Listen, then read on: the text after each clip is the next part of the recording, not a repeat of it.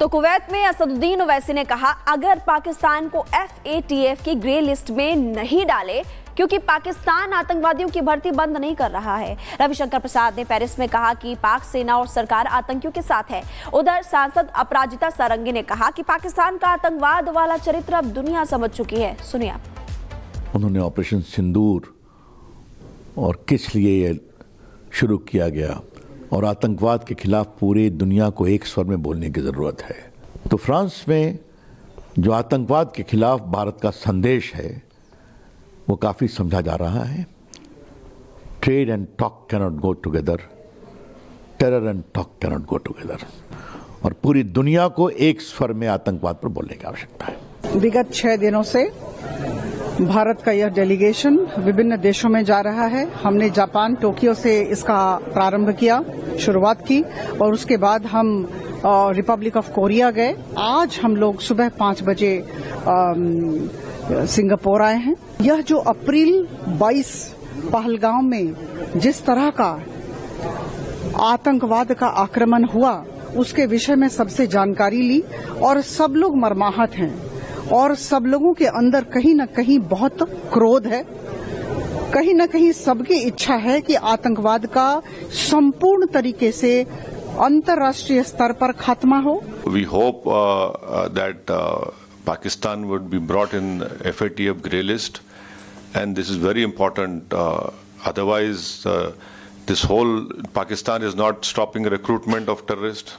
The last meeting about grey list in Germany it was held. Before that meeting, Pakistan was saying Sajid Mir is dead.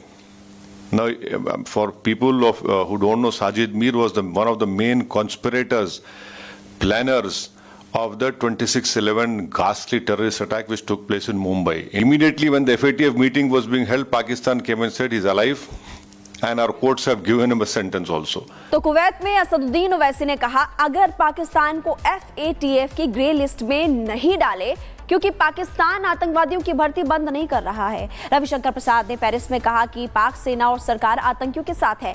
उधर सांसद अपराजिता सारंगी ने कहा कि पाकिस्तान का आतंकवाद वाला चरित्र अब दुनिया समझ चुकी है। सुनिए आप। उन्होंने ऑपरेशन सिंदूर और किस लिए ये शुरू किया गया और आतंकवाद के खिलाफ पूरी दुनिया को एक स्वर में बोलने की ज़रूरत है। तो फ्रांस में जो आतंकवाद के खिलाफ भारत का संदेश है वो काफ़ी समझा जा रहा है।